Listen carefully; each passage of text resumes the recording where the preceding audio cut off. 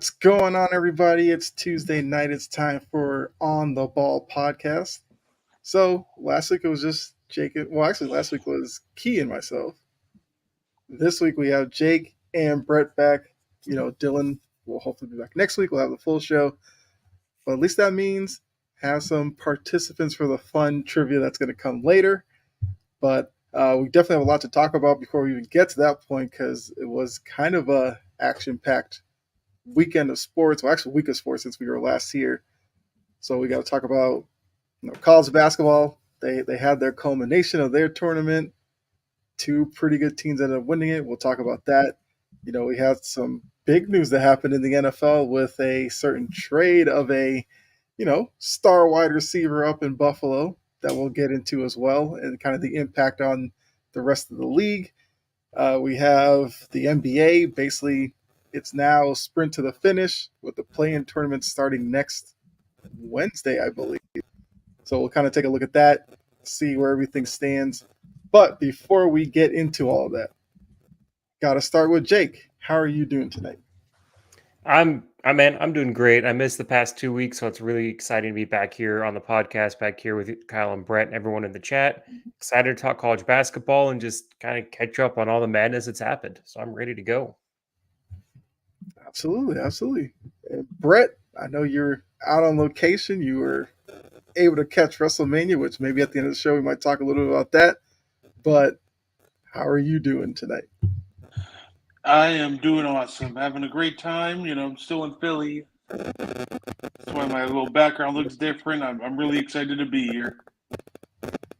All right. Key, what's going on? Playing is next Tuesday. Okay, so I figured it was Tuesday or Wednesday. For some reason, I thought it was Wednesday.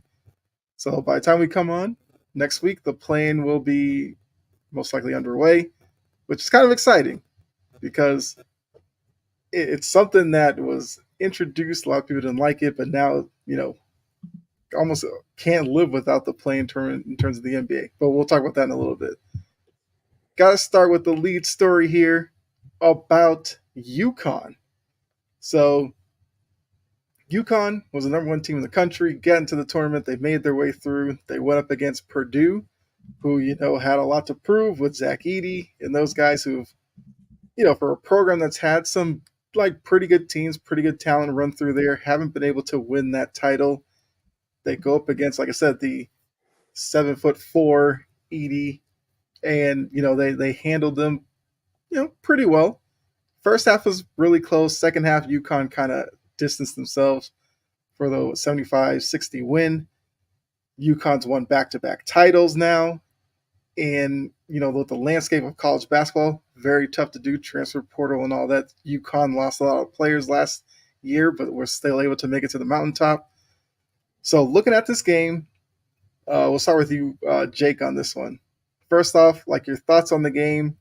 And, is it just safe to say that UConn is just the most dominant program in men's basketball right now? No questions asked. So for the second question you asked there, it's definite. These guys, UConn is the program. They've won 6 national championships since I think their first one was 99, and they've won 6 in that period, more than any other team. I think they've tied North Carolina for the number of national championships that UNC has won.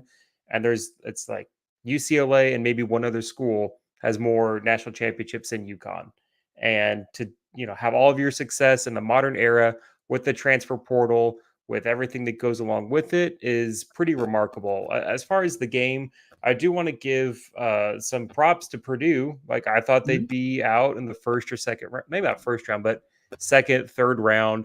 Didn't have a whole lot of high expectations for them, just based off of their past. They played really well. Zach Edey, say what you will about him, and we can talk about him later if we want. He did have a pretty good run of scoring and kind of carrying that team. But UConn's the best team. They get hot from 3, and when it's not going, they find other ways to win. They put guys in the pick and roll. They're really well coached. They play really great defense. They went on a 30-0 run against Illinois, and Illinois is a very, very good team. It's remarkable, and I think it's good for the sport to have a team that's dominant, a team that you can kind of have a face to. college basketball kind of struggles at times because people transfer, people go to the NBA, and now with having a very definitive program, whether you like them or you hate them, however that goes, this is the team, this is the end game, this is the guys you have to beat, and it's good for the sport. They had a fantastic run. Repeating is extremely difficult. I don't think they could do it. And before the tournament started, and I looked like a fool because seeing how they played every single game, it should have been a no-brainer. Yeah, I mean it was just like every aspect of the game they were able to, combat Purdue when they needed to. Purdue liked to shoot the three. UConn ran them off the 3-point line. Zach Edey was really good in the beginning of the game. Then they kind of made adjustments to push him further away from the hoop. The second half they used Edey in a lot of action on offense, whether it's pick and rolls and stuff to pull him away from the rim. So it was just a great game plan from UConn. So Brett, let me bring you in on this one. Looking at it from the other side for Purdue, I mean Jake did bring up Zach Edey, who had a great performance, but looking at Purdue as a whole, how would you sum up their season, their tournament run, and where did it go wrong for them against UConn? So I think that looking at it as a whole, you can't call the season for Purdue anything but a remarkable success because most people didn't have them going past the second round. I had them getting knocked out in the first round against Grambling State. I had them getting upsetting back-to-back years. So at the end of the day, it just flat out the better team won. It's tough for Purdue, but at the end of the day, they just didn't have the firepower to match up against UConn.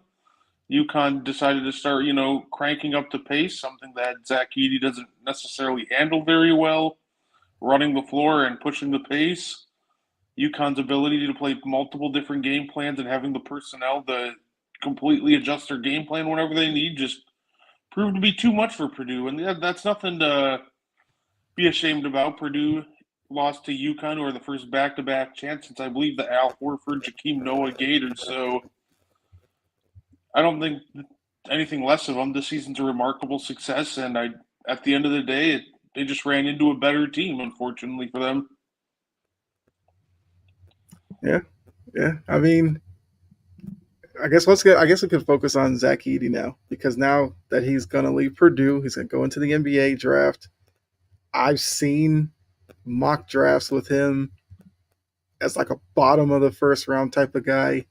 I heard Colin Cowherd, who was talking about him, saying if Zach Edey is not like able to make it in the NBA, it kind of says something about the current product of the NBA of a guy who is so dominant in college, but seemingly a lot of people think he's not going to be able to perform on the next level. So looking at Edey's skills, what we've seen from him, what kind of big man do you think he could be, and what do you think is his biggest flaw? We'll start with Brett on this one. To me, this is really easy with Zach Edey. I don't think he's a lottery pick. I do think he's a first rounder. If I had to guess, late teens, early 20s. I think he does start to struggle at first. We're talking about a guy that as soon as he got pushed away from the basket, he started to struggle a lot. So his biggest flaw is going to be he's going to need to be able to defend in space. He's going to be a drop coverage big. Teams are going to test him early and often. They're going to put him in space and see what happens. And on offense, it's really simple. Teams are going to push him away from the basket. So it's going to be up to him to learn how to shoot. I think a good career arc that he can look at and study is look at the Bucks, look at Brook Lopez. So, because Zach Edey's got nice touch, and now we just got to learn to continue to expand his game away from the basket. I think he absolutely can make it in the NBA. It's going to be really interesting, and that's just going to be, the right situation. I think he's just got to be drafted somewhere where the ball's in his hands to start, and he's an offensive hub, maybe for a second unit, for a bench unit. But overall, that's kind of where I'm at with him. Can he play in space on defense, and can he learn how to, add to his range on offense? Okay. Yep. That's a fair assessment. For me, when I look at Zach Edey, he's going to get drafted probably late first round, early second round. He's not going to be an undrafted player. There is some value that he can have, but he's not going to revolutionize the game. He's not going to come in and be this center that everybody wants to have. Uh, there's a couple of things when you look at bigs when they come into the NBA. There's a couple of things you kind of try and want them to do. If they're wanting to be a traditional post center, you need them to have size, because even young guys that are great, they're not really filled out because they're super young. Look at Victor. As great as he is, he still needs to fill out and kind of grow into his body. Zach Edey's already done that as a senior. I think he's listed at 300 pounds. So he has the body there, which does help. He has really good touch and some decent footwork on the post. So that does help him quite a bit there. So I think there is a place for him to manage in the second unit as a backup center. He can get some easy baskets. He is going to have to work on his toughness, on his strength, but every rookie is going to have to do that regardless of their size. My big concern, though, and Brett kind of alluded to it, is his defense. You're just going to, when it comes down to it, if he's on the floor in crunch time, just put him in the pick and roll and just see what he does, because he's going to drop back and it can get really ugly. And we saw that against UConn. There was I can't remember where it was. It was in the second half, and the game was starting to get away from Purdue. They were just barely in like striking range. They put him in the pick and roll. He bit on a 3-point fake and fouled the guy shooting the three. He missed the three, but made the free throws. And it's things like that that's going to be his weakness, that he's going to have to work on his foot speed, work on his ability to stay in front of defenders. But he'll have a space in the NBA. It's not like he's going to go undrafted, but to think that he's going to change the game, it's just you have to be able to defend the guards. This is a guard lead, a perimeter oriented league, and if you don't have the speed to do that, you're just going to get exposed. That's why Enes Kanter didn't last in the league as long as he probably should have for the talent that he had, is because you could just put him in the pick and roll and watch him get torched. Yeah, I mean, I definitely agree with what you're saying, because defensively we saw UConn do that. Like I said, the second half they put him in pick and roll action. He kind of got caught in between. They were throwing lobs over his head or hitting cutters behind him. So it's going to be kind of important the system he goes to, which that's why I'm kind of like not worried about necessarily draft position with him, more so who takes him, because he's going to have to obviously go to a system where they have the right coaching for footwork or whatever, development of a post game, turn up game, like turn and face the defender type of game. Because yeah, early on he got deep position, was hitting those little hooks with no problem. But as Klingon, who give him a lot of credit for taking on that assignment most of the night and doing pretty well, as Klingon started pushing him, getting more physical with him, and moving him out, the hook shot wasn't there. And we saw him travel a couple of times trying to make something happen. And other times he was able to, make a play, but just not as consistent as he was early in the game. Like he finished with 30? And if you look at that, it was just like, it was a quiet 30. Wasn't all that impactful in the end, because UConn just turned up the pressure on him and his teammates to the point where only one guy had an assist on Purdue, which is kind of wild if you think about it. I think it was Braden Smith had 8 assists and the rest of the team had 0. So that kind of lets you know why Purdue struggled so much against UConn. I think now I want to look at Dan Hurley, the coach, because obviously you win back-to-back at UConn. There's going to be pressure to leave. There's a high-profile job in the South that opened up, Kentucky. You know his name's going to come up. So do you think he ends up going there? Would you want to see him there, or do you think he should kind of stick with UConn and just continue to grow that? Maybe he becomes Gino on the men's side, as Gino's been. I mean, men's coaches don't usually last as long as women's coaches, but I mean, I feel like he should just stay and try to go for the 3 people. What do you think? Do you think he ends up getting lured to Kentucky? I'll say first, I want him to stay at UConn. I like the idea of these traditional schools that keep their players. Like I want the elite coaches to have guys that aren't so hard at the one and done. Like Kentucky is the one and done. Like the biggest thing for Kentucky and John Calipari is like John Calipari is a hell of a recruiter and not a good coach. Like that's kind of like his tenure summed up. great recruiter, not a good coach. And I want a guy that can just coach and kind of build. I don't want to say a dynasty because I feel like that word gets overused too much, but I definitely want there to be some stability to college basketball that will keep me and other people interested to see how great can this program be, how much success can they have, can they three-peat, can they win, 3 and 4 years or 3 and 5 years, and not have them go to Kentucky, have it be kind of a steep learning curve that first year as he adjusts, and then maybe the next year he wins. I want to see him stay in Kentucky and UConn. As far as for what he does, I have no idea. I'll just say that I think he stays because he seems to enjoy it there. But as far as like what he does, I have no clue. I just hope he does stay at UConn. Yeah, Brett. I hope he stays too. I think that it would be a lot of fun if he stayed and watch him try to run it back, see if he can be the first team to three-peat, and I don't even know how long, but I think that'd be great for him. It'd be great for the game. I just think it'd be a lot of fun if he just ran it back. He's going to have offers from everywhere, whatever job that pops up, and if he really wants it, I'm sure he could get it. But at the end of the day, I'd love to see him just stay at UConn and continue to build there. Okay. Yeah, I mean, I agree. I hope he does stay. Yeah. Like I said, his family's in Jersey, so it's not too far. So I feel like he stays, but Kentucky's probably going to throw a pretty big offer at him, and it will be interesting to see what he decides to do. I mean, Kentucky's got their own kind of issues, but I do think the Calipari separation was probably about time. Like the last time he'd won it all was because they showed a picture was when Anthony Davis was there. Yeah, Like you he's think only won about it that, all like once. It's just yeah, one time and one appear and then one other appearance. And yeah, I'll say this: yeah, Kentucky can if it's a money thing. I'm not going to knock a guy for taking more money because that's hmm what we all want to do as professionals.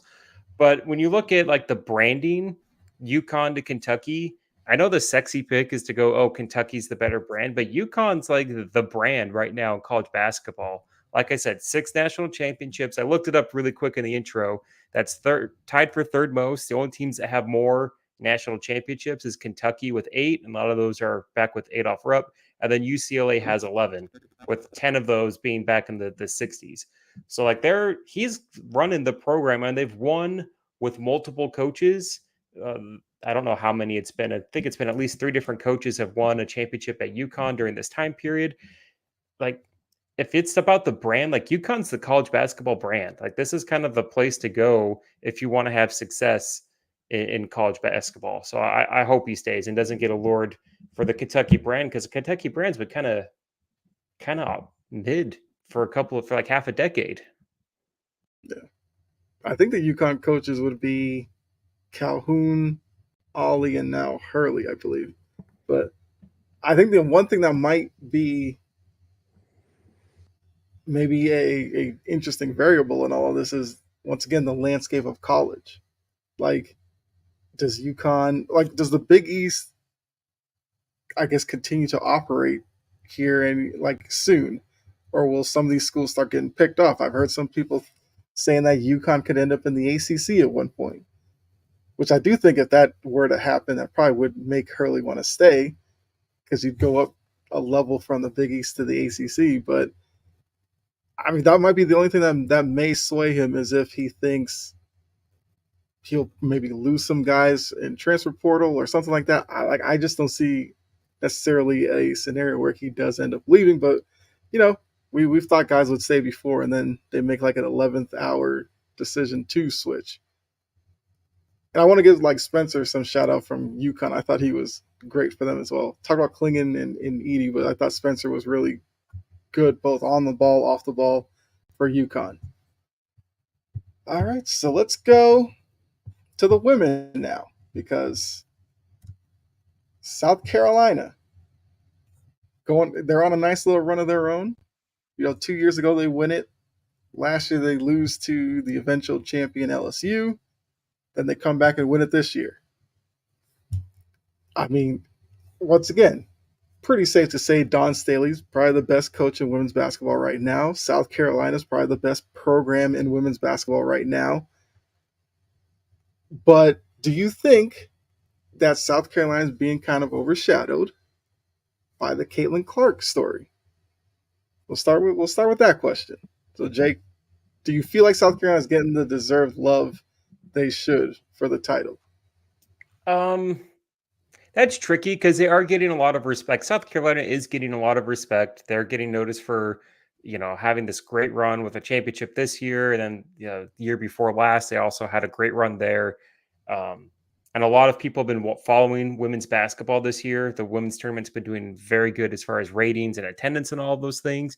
So there are eyes that are there. More people are talking about everything that's going on for South Carolina, but I'm not going to.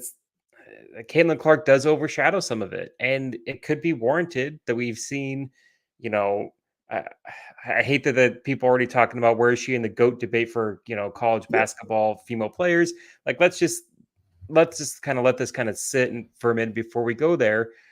But they are being overshadowed, and it may not necessarily be a bad thing because Caitlin Clark is doing so much to grow the sport, to grow women's basketball, the college women's basketball game, and get people to watch it who normally wouldn't, and get kind of fix that stigma that so many people have of women's basketball being not good, being supremely not just inferior as far as like the talent, but inferior as far as enjoyment of watching on TV. And you hear people say, "Oh man, me and my buddies, we could take on a women's, college basketball team and win." And those talks are going down. And so all those things are great that Caitlin Clark is kind of helping fix, but it's overshadowing how the greatness for South Carolina. And like if Caitlin Clark wasn't doing everything she's doing, the Gamecocks would still be getting their flowers. Like UConn got a ton of attention when they kept having like undefeated season after undefeated season in the women's game. Um, but they're still getting a lot more attention, I feel like, than other years because Caitlin Clark is bringing in more eyes to the product, which overall is a good thing. Okay. And then for Brett, question for you would be because Jake alluded to Caitlin Clark being thrown into GOAT conversations in terms of the women's game. Does the fact that she hasn't won a title, is that kind of disrespectful to some of the other players that have come through women's basketball who do have titles that they're throwing Caitlin Clark in the conversation? Or do you think that she doesn't necessarily have to win one only because, she didn't go to UConn, Tennessee, one of the bigger schools, she went to Iowa. So there was probably some challenges in there in trying to win it. So, like, how do you feel about Caitlin Clark being introduced to the GOAT conversation? I think some people will disqualify her because she doesn't have a title, but I also think you're kind of an idiot if you do that, right? Because people still talk highly about Larry Bird. Did Larry Bird win an NCAA title? No. Did Hakeem Olajuwon win an NCAA title? No, but people still talk highly about his college career. I think a big thing we got to remember with it comes to winning a NCAA title or just anything like that, for example, is teammates do matter. I remember seeing, I think it was Brianna Stewart talking about, how Caitlin Clark can't be in the combo without a title. When I think Brianna Stewart, if I remember correctly, had 12 teammates that entered and got into the WNBA draft throughout her time. Caitlin Clark's going to go down having 0. So I think teammates do matter. I think that we should really be more focused on what she has done at the end of the day. Not only did she set the points record, she's a great playmaker. She already showed that this season too. 3-pointers, she beat that record. She's shattering record books. She's bringing more eyes to the product than we have ever seen. So I think not only with her on the court impact, her off the court impact, I think just in general, once you bundle it all together, she's easily in the GOAT conversation, and she's easily on the Mount Rushmore, in my opinion. I know that might not be popular, but I think she's on there. And I think that when it's all said and done, and once people have time to really sit on it, give it maybe like 5 or 10 years and look back on it, like, man, the way she grew the game, the way she generated more revenue, more fans, the way she blew the game up, not to mention her encore production, I think people will get there eventually. Just for right now, she's got a lot of haters, and that's great. Like, you don't get haters if you're not successful. So I love it, and I absolutely think that give it time. When we look back on it, you'll realize that, hey, this this girl, she's on the Mount Rushmore of women's college basketball, and she might be the GOAT. That's a good point. One thing that I won't take credit for, and I heard this somewhere else and I can't remember where, is like with Breonna Stewart's case, she had all the teammates, all these great teammates, and I think the year after she, or the second year after she left, they went on like an undefeated streak and won a national championship. So it's like the drop off for when you're not there compared to when you're there wasn't as impactful as it is going to be for Iowa. On the flip side, Breonna Stewart had so many great teammates that her scoring definitely went down a bit. So there could be that where Caitlin Clark, because she had no teammates, she did kind of have to score more than what she would if she did have some other really good all-star caliber or like all conference, all league players. But it's dumb to think that she's to just disqualify that because it's 4 years, it's a team sport, and she went to a school that no one thought of before when it came to women's basketball, and a program that's going to have a really hard time kind of recovering for it. And if anything, regardless of the ring argument, you can just say the impact on the game.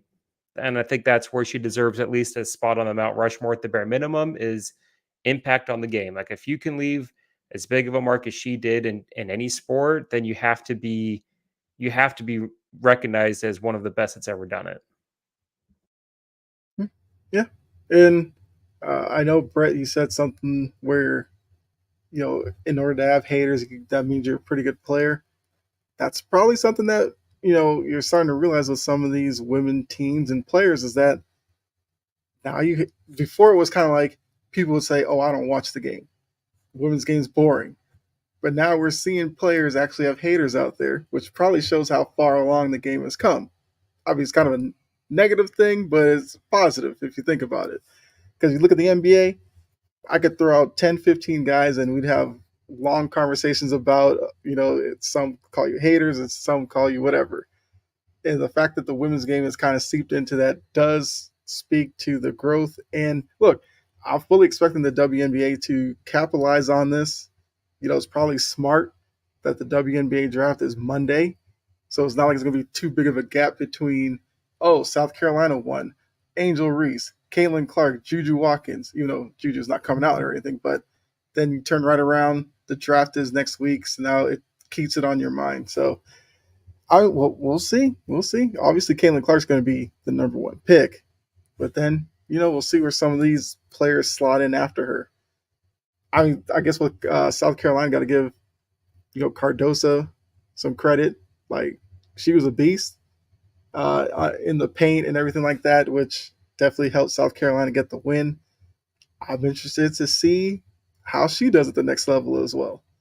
And now, because more eyeballs have been on this tournament, they'll probably follow these players into WNBA, which increases their viewership. And yeah, it's definitely all just good for the game right now. So we can all agree that Dawn Staley is the best coach. South Carolina is the best program in the women's game. But now, this might be the toughest question before we move on. What were you more impressed by? South Carolina's title or UConn's? And you could factor in, I guess, the last 3 years of South Carolina win eliminated in the Final Four, then winning again, and then UConn going back to back. Which is more impressive?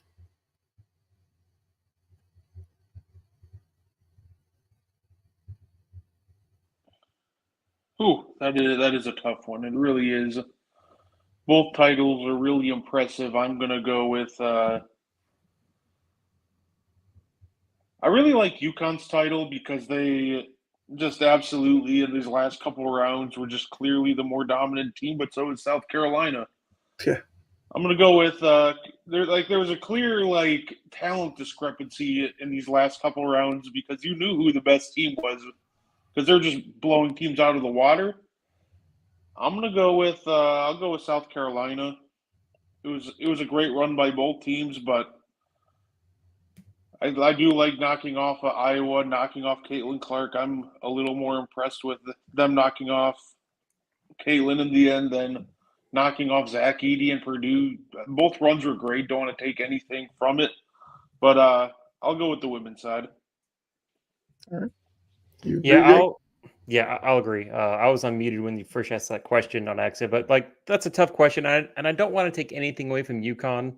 Uh, they had a fantastic run. They looked like the best team from the start of the tournament to the very end. They hardly ever trailed in any of these games. They had a 30-0 run again over a very good Illinois team. But South Carolina, just if you consider this whole run that they're in, it's just it's remarkable. They beat the team that everyone wanted to see win and was with Iowa the best player. No games looked good, no games looked really close.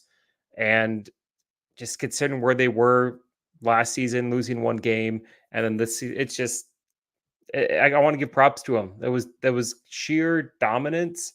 As much as UConn was dominant, there was still it's like, oh man, you never know. You never know who could get hot. And this one, it felt like it would take Caitlin Clark to score 70 points or something ridiculous for Iowa to get the win because they just were so much better at every position besides the guard with Caitlin Clark. Yeah, I'll agree. I go with South Carolina, and then I'll just add that for them to have the undefeated regular season, and then to then turn around and be as dominant as they were in the tournament, I feel like there is something to say for that. So that might be just the part that splits it for me and takes me to South Carolina's side was that they did all this undefeated. There's a lot of things that go into being an undefeated team. There could be a crazy bounce here or there. You lose a game or something like that. A crazy call that goes against you. But they were able to push through all of that and just continue to win in such dominating fashion. So I'll give it to South Carolina as well. Like you said, no hate against UConn because going back to back, I don't care what sport you're in, that's a tough feat to accomplish. But I gotta say, South Carolina on this one. All right. Next up, Stefon Diggs. That the wide receiver who was formerly with the Buffalo Bills was traded to the Houston Texans. I think last year we saw kind of some issues there in Buffalo. What it was even before the season started, it had some issues with he and Josh Allen. McDermott came out and said we're all good here. Then they go through the season, very up and down. Started off okay, then fell off. Had a great run late to get into the playoffs. They get into the playoffs. They fall short against the Kansas City team that I think a lot of people would say probably was Buffalo's best opportunity to knock them off, and they came up short. So get into the offseason, they move them to Houston. So the first question is going to be, like I said at the opening, going to talk about kind of the impact on the AFC. Where does this put Houston? Obviously, we haven't had the draft or anything yet, but looking at it right now, where do you stack Houston against the rest of the AFC?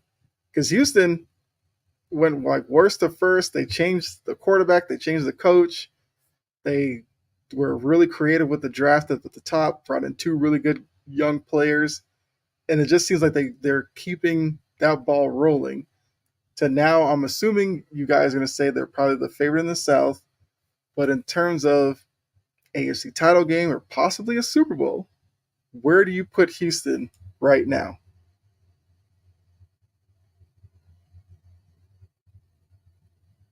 Oh, you're muted. Thanks, man. The way that Houston is able to structure this trade, it protects them pretty well. A second round pick next year is a little bit steep, but the way that they're looking at it is they have a cheap quarterback. Let's get in some weapons. Let's really take advantage of everything we can with the salary cap. I would put them obviously the favorites for the AFC South, and I figure Kansas City's still going to be the team to beat. They were at their weakest point as an offense this season, and they're going to find ways to get better through the draft, and they're very good at drafting. And I would put other teams. I know Baltimore's had a lot of changes, but I just feel like as far as the regular season goes, that Baltimore roster is still going to be really tough, still going to be really, really scary to beat. And then after that, it gets to Cincinnati and Houston are the teams that are going to be in that pecking order for the AFC. I worry I don't want to say I worry. I want to see another year of CJ Stroud playing at a high level like we did his rookie season before I'm going to anoint him as a, you say top 5 quarterback, but there's like 12 top 5 quarterbacks when you just make that statement. But before I Yeah. give him that huge anointing, I do want to see him do it for another year. But I think as far as the other teams that they're going to be competing against, like Kansas City's the number one. Then after that, it's you look at Baltimore, Cincinnati, Houston has to be in that order as far as where they're going to range in that tier list or that strength list for the AFC. Okay. Brett, how do you view Houston right now? And Anthony did put in the chat too many good wide receivers on that team to share the ball around. So if you want to work that into your answer, and also appreciate those of you who are tuning in. Would love to hear from you. So make sure you put your opinions and comments in the chat. Love to read them. But go ahead, Brett. Yeah, so I think they're easily going to be a top 5 team. I think they're off the top of my head right now, I'd probably put them at 4 because I still like Baltimore, Cincinnati, and Kansas City over them. As far as this whole Stefon Diggs trade, at first I was like, oh, that's awesome. But now thinking about it more, I'm not really that big of a fan. It might come as a shock, but I'm not a fan. I'm just not a fan of Stefon Diggs. We have a guy that, let's be real, this is a guy who would be pouting and throwing a tantrum if he wasn't getting his targets, even if they were winning. Mm-hmm. This guy was complaining about his targets when he got targeted 158 times. I think that Stefon Diggs is going to be an issue. I think he's going to want to once again demand the lion's share of targets. He's going to throw temper tantrums. He's going to be an issue if he's not getting the amount of targets he wants, which if 158 targets doesn't make you happy, then we have an issue. I think the ball's going to get shared around more, and that's not going to work for him. That's going to be an issue. Not to mention, this trade voided the last few years of his contract, gave him a $3 million raise. He's a free agent after this year, and now you got to pay him after this year. So I know paying him now is not an issue, but at the end of the day, I still really don't like his attitude, his mentality. And I think that at the end of the day, this comes back to bite the Texans when they're trying to develop their young guys, and you have Diggs over there being a bad influence in the locker room and throwing tantrums because he's not getting 12 targets a game. I guess that's like. Oh, go ahead, Jake. Go ahead. I was gonna say that's a really good point with Diggs. Like everyone's, praising Houston for making a good move and how they have a really deep receiving core, and that's true. But there are issues you have to worry about. Stefon Diggs does have a troublesome, locker room presence, just to put it nicely. I personally don't like him, but that's because I'm a Saints fan and they show that Minneapolis Miracle all the damn time, and I just get tired of it. But as far as just on the football level, he's a good receiver, and I think Houston realizes they do have some leverage here in the fact that not Justin Jefferson, sorry, that Stefon Diggs wants to get another payday. He wants one more big paycheck. I think he's 30 or 31, so he really only has one contract left. And he knows that if he's not on his best behavior with this team that everybody loves the Texans, everybody loves CJ Stroud. If he goes in and messes that up, it's going to affect his financial future moving forward. So I do think that first year he's going to be on a little bit of a better behavior and maybe get a better contract somewhere else. But on the other side too, like he's a good receiver, but he's not a great wide receiver anymore. The second half of the season, he tailed off quite a bit. And I'm just going to really quick, I'm going to spring this on you guys. I'm going to name a bunch of receivers and just think in your head how many of these guys you'd rather have before you'd have Stefon Diggs. So there's Justin Jefferson, Tyreek Hill, Jamar Chase, A.J. Brown, CeeDee Lamb, Debo, Brandon Ayuk, Amon-Ra St. Brown, Mike Evans, Devontae Adams, DJ Moore, Devontae Smith, Garrett Wilson, T. Higgins, Chris Olave, George Pickens, Drake London, Christian Watson, Nico Collins, Tank Dell. I think I counted that's 20 wide receivers. And part of that's how deep the receiver group is in the NFL as a whole, on top of the 4 great receivers we're getting in the draft this season. Not trying to knock on Stefon Diggs, but he's not, 5 years ago when the wide receiver depth wasn't this this deep, yeah, he could Mhm. get away with this. But when there's 20 guys that you'd rather have, at least for me, that I'd rather have than Stefon Diggs, kind of have to clean your act up. So I think it's a good move, but it's going to be a short stay. I don't think he's going to be in Houston for more than one season. I think this is a chance for them to strike while it's hot and hopefully get one last good season out of him before he gets signed by some other team next season. Anthony says, calling it, Diggs wants a payday. Next year he's going to New England. I mean, I guess the post Bill Belichick New England Patriots, maybe that's an opportunity. Belichick wasn't going to throw money at a guy like this. We'll see. I don't know. I'll say before you put your thoughts in really quick, because I know I cut you off, Kyle. As far as for where he ends up after Houston, it just feels like if the New York Jets are going to stick to their trends of signing older guys that are past their prime, that he's going to end up in New York the season after next with the Jets. Just going to throw a little Jets hate there for you. I mean, hey, I'm always here for some Jets hate because it's the Jets. But I mean, look, when I look at Diggs, I understand what Houston's doing because yes, you have your quarterback on a rookie deal. You try to maximize that as much as you can. That's what they're doing. So I'm not going to fault them for trying Stefon Diggs. And maybe look, if Diggs is playing for a contract, maybe this is the year he decides to be, the good citizen. He, coaches up some of the young wide receivers. He's a friend to CJ Stroud. And maybe next year we're not even talking about this. Maybe he gets an extension and he's just happy in Houston. Maybe the problem was Buffalo. The problem was Josh Allen, McDermott, everybody there. Maybe he grew tired of them. They grew tired of him. And this was just needed. I mean, in terms of the AFC, I mean, I'm not going to put them over Kansas City because I feel like until Andy Reid or Patrick Mahomes are gone, you probably got to stick them at the number one spot. I'm not so quick to put Baltimore over them. Once again, I'm the resident Ravens hater on the show, so I got to kind of stick with that one. But, I mean, if you're going to look at it, Baltimore lost their defensive coordinator, who was basically the head coach of a really good defense. So we're going to have to see this year with a new voice in that position, does the defense continue to perform as well? They've also lost some pieces on that defense, Patrick Queen and some others. So we'll have to see what that looks like.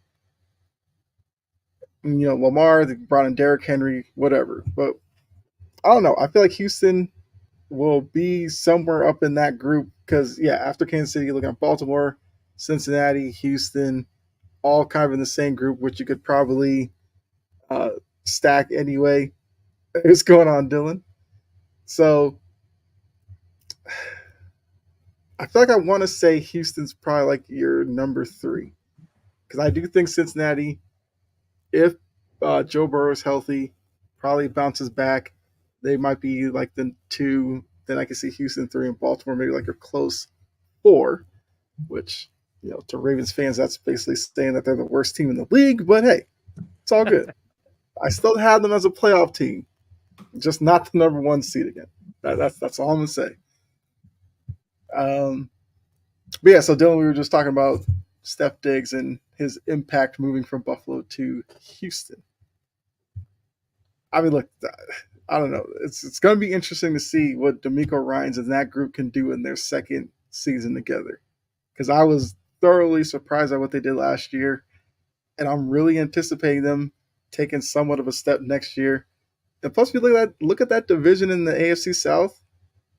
It's no longer kind of the joke division it once was. Houston's improved. I mean, Jacksonville will have to see. It's a big year in Jacksonville for Trevor Lawrence and Doug Peterson. Because if those two can't get it done this year, there's probably going to have to be a split somewhere in there between those two. Tennessee made some moves late into free agency that you kind of sit back and look at it and say, okay, that makes some sense. And then Indy, I mean, I think Indy's kind of relying on Anthony Richardson coming back, being healthy, and then I guess kind of see what he could do there. But I think it's an intriguing division now, for sure. All right. Do we want to talk about what it means for Buffalo? what this trade means for Oh Buffalo yeah, and how it's let's going to do affect that. them. That's a good point. Okay. Let's go back. Yeah. So Buffalo. Go ahead, Jake. Take that away. What So does it mean for Buffalo? How far do they fall off? Like, this is is it tough. doom and gloom in Buffalo? Yeah, this is tough, man, because like Buffalo looked pretty bad for about halfway through the season. They made their offensive coordinator change. At that same time period, Stefon Diggs, his productivity dropped, and they started to run the ball more. They had that hot run, but they couldn't get it done in the playoffs. They didn't seem to do very well in free agency. They lost a lot of players, and you have to wonder like what's going to happen for their offense. I do feel like Josh Allen is good enough to make kind of chicken salad out of and whatever kind of wide receivers they give. Not maybe to the extent that Patrick Mahomes did, but he's going to find ways to make it work. The thing that I find really astounding is that this was the best offer that Buffalo could get for Stefon Diggs. No immediate impact this season. Like there's no benefit as far as on the field. You could talk about like chemistry and locker room stuff. You can make those arguments, sure, but as far as on the field, there was nothing gained. Absolutely nothing gained. They didn't get cap relief because he was a $28 million cap hit for his salary. And I think with the trade, it's $30 million of dead cap money. So you lose money, you lose salary cap money, which is a big deal. You give up a 5th and a 6th round draft pick this season just to get a 2nd round pick next season. So to me, that's the shocking part is like, that's all you could get. And I know I laid 20 wide receivers out, but it feels like there could have been something that happened here that could have made it a little bit better. It felt like Jerry Jones should have made this trade, to be perfectly honest. If you want to go all in, this is something that could at least help the Dallas Cowboys fans out. But I think Buffalo, they're going to find a way to be good. They're going to be coached really well on defense. Their offense did seem to kind of pick some things up. Again, Anthony, I don't know who their best receiver is going to be. The name they had a young guy that they had, and his name just barely left me. But I mean, they're their probably number going to one win might be like Curtis Samuel right now. That's their number one. I don't even know. Like that. Either Curtis Samuel or Khalil Shakir. Yeah. Shakir, that's the guy. Shakir did have a really good kind of resurgence there, so he's going to be their number one. They might still win the division though. Like you look at the like, no offense, but New England's not going to do anything this season. Miami lost a ton of stuff, and I don't think they're going to contend. Wait. Just you wait. and the Jets, like none of the three of us believe in the Jets. So they can still win the division, but as far as being a true contender, that's not this year. It's going to be next year. They're not going to be a contender because you got nothing. You literally got nothing in return for this upcoming season, and you need receivers. You need secondary. You need help on the O-line. This team has a lot of holes to fill, and you got nothing by trading away key piece. So they'll probably still win the division. They'll still be a playoff team, but they're not going to be a contender anymore. Okay. I mean, Brett, like, how do you view this on Buffalo's side?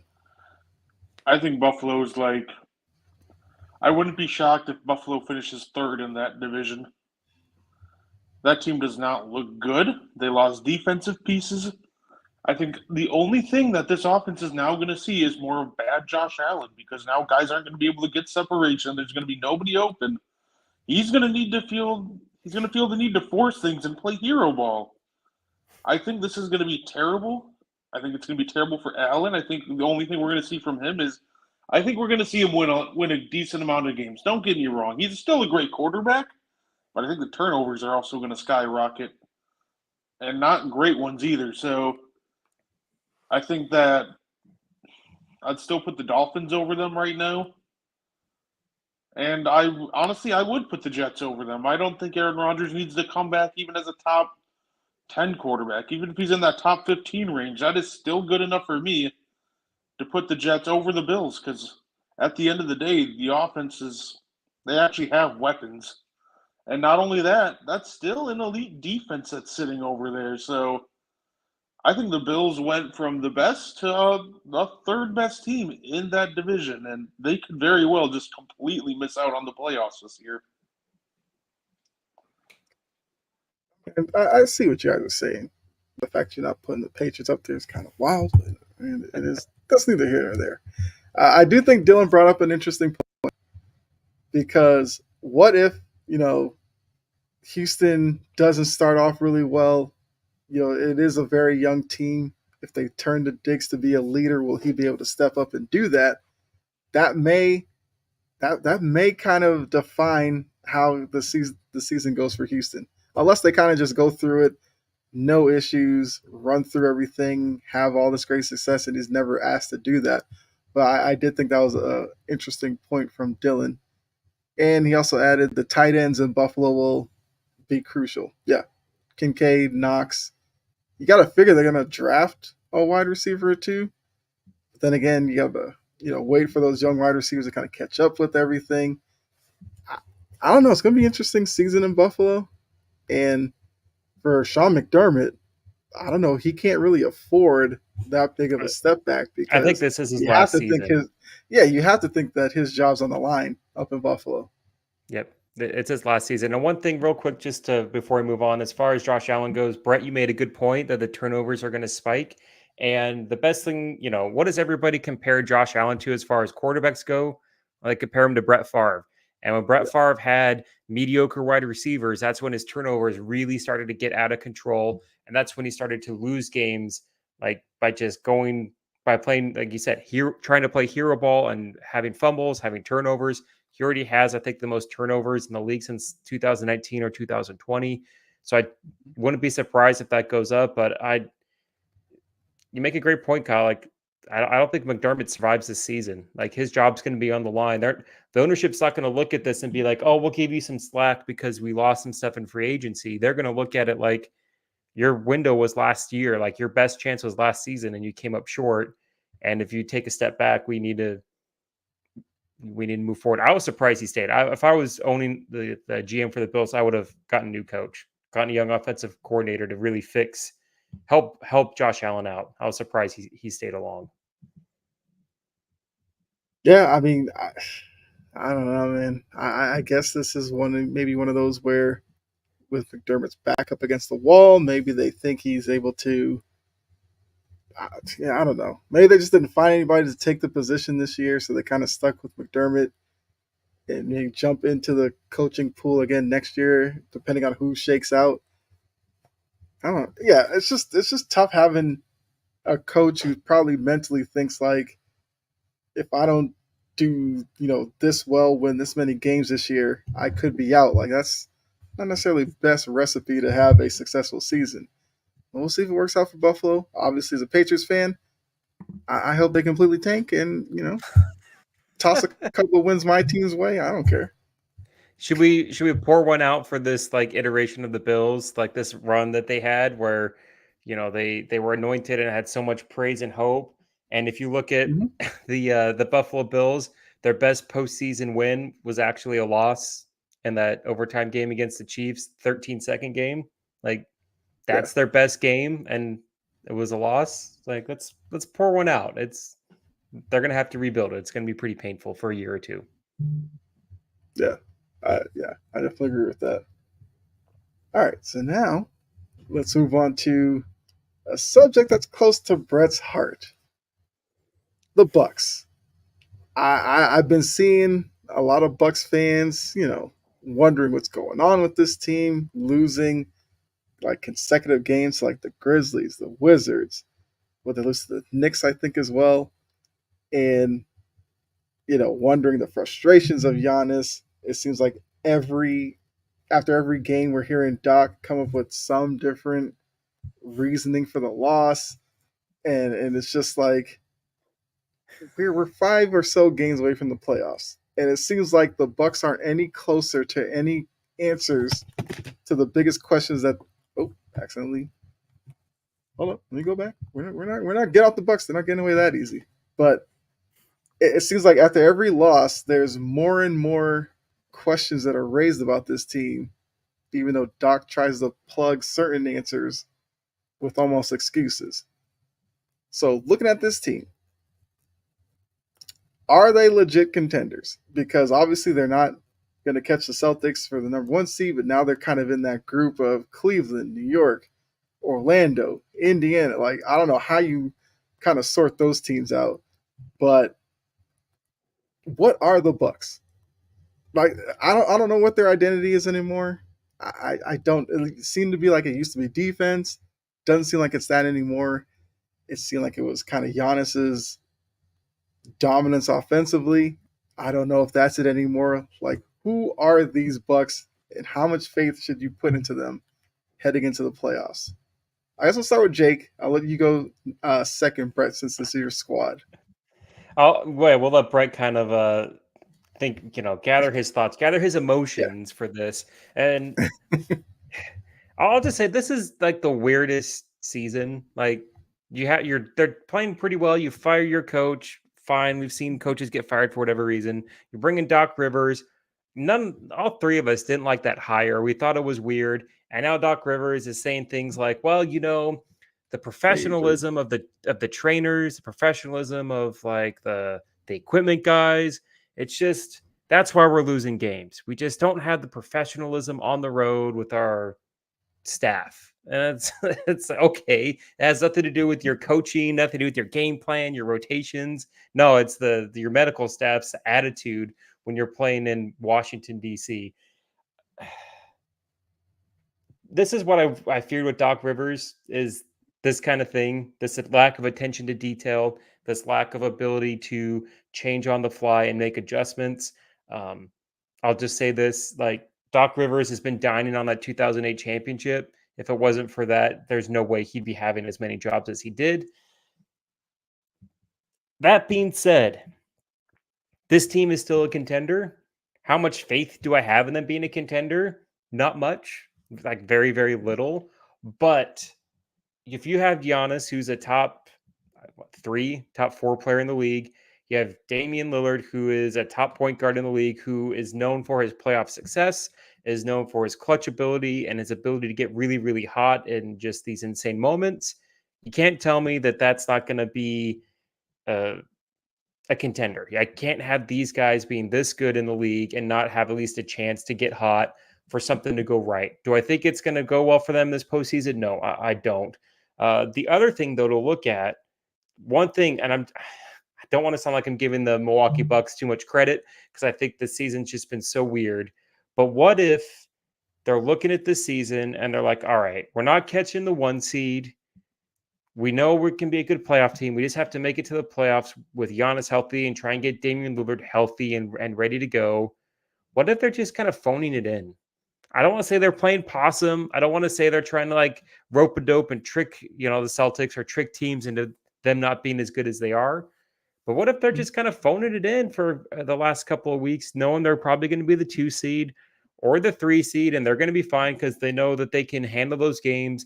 And the real test is going to come against Boston. And no matter when they play Boston, they're going to be, the road team in that series. That's the only thing I could kind of give them a little bit of credit to because I do like Dame. I really like Giannis.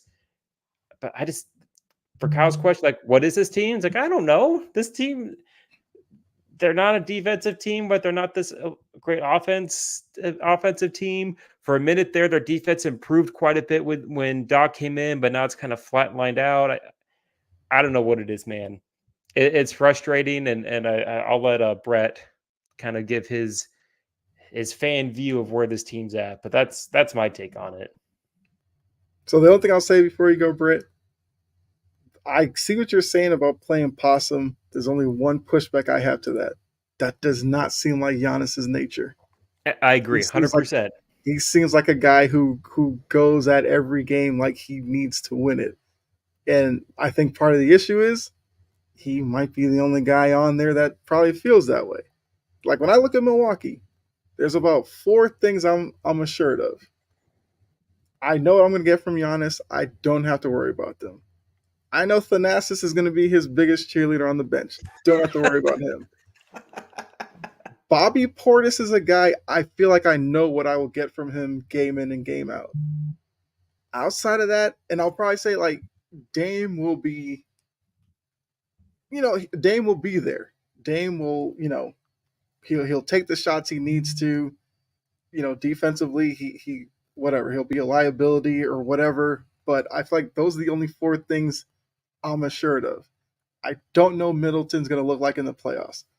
Brooke Lopez, he can stretch the floor. He could very easily shoot Milwaukee out of a game or two.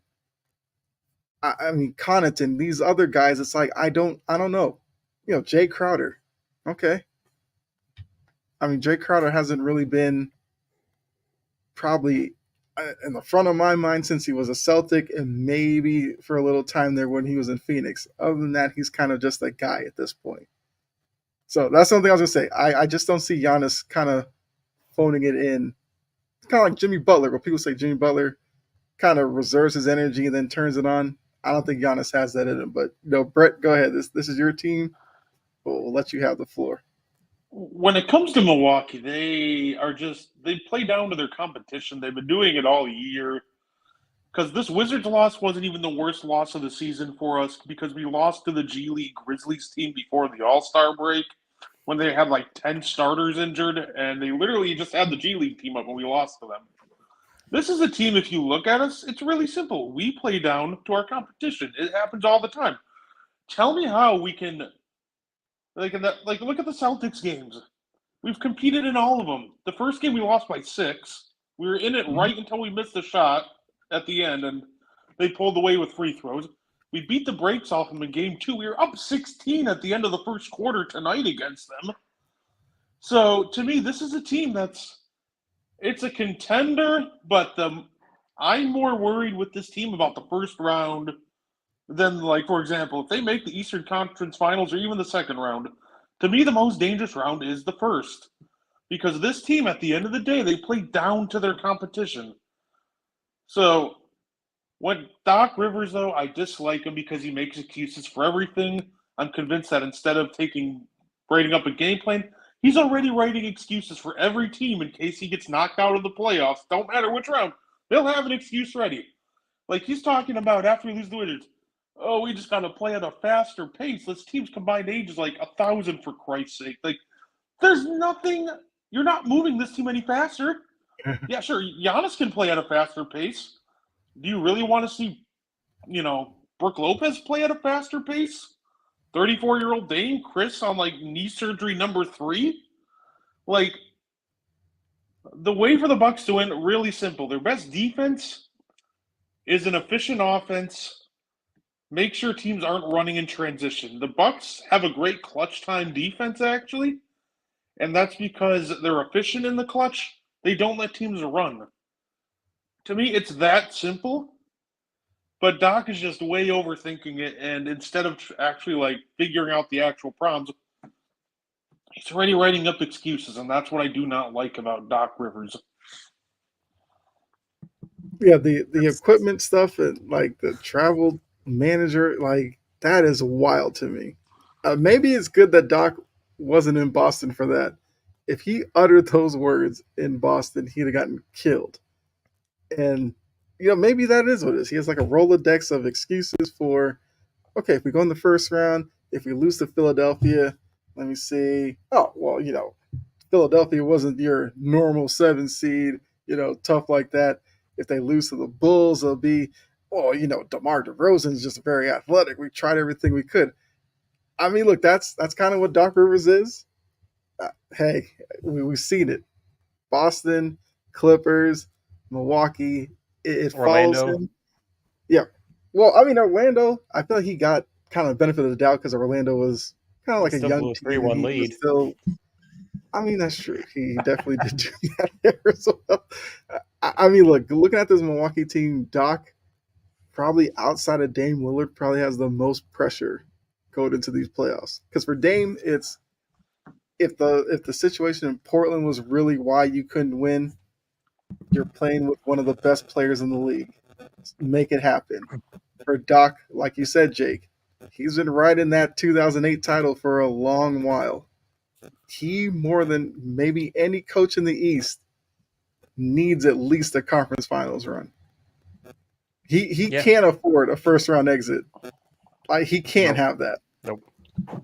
As much as they have a lead in the first round series and lose it, yeah, he might be done at that point as a coach.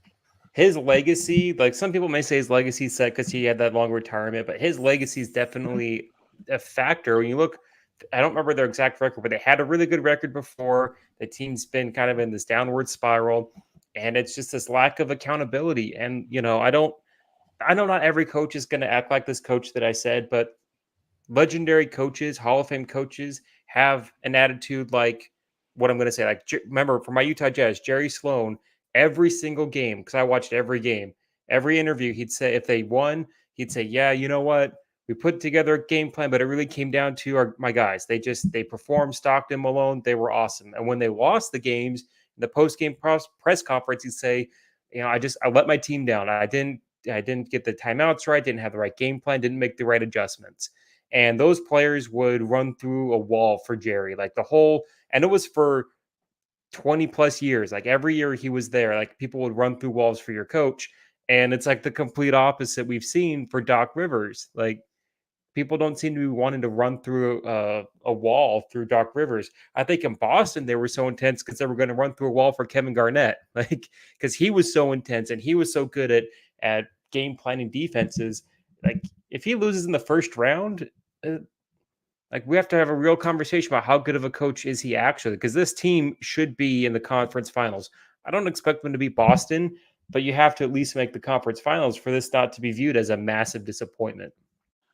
Yeah, it's fu- it was like part Kevin Garnett with that defense. He was a big part of that defense, but you don't really need a game plan much when your assistant coach is Tom Thibodeau too, and you have Tony Allen.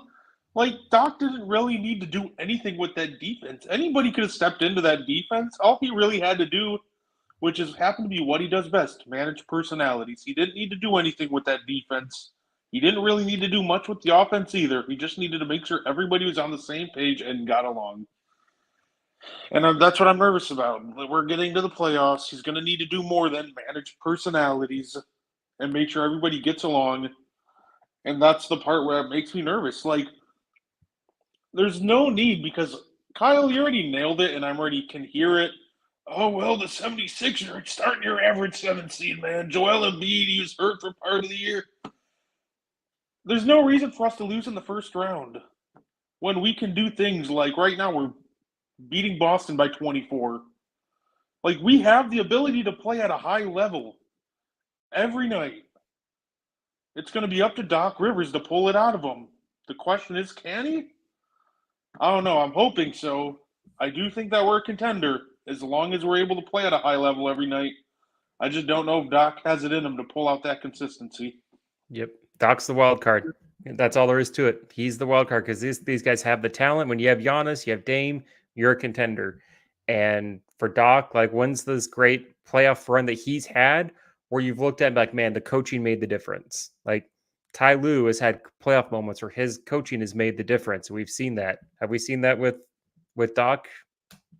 I haven't. I've seen the opposite in playoff series where he's always been the guy that hasn't been able to make the adjustments.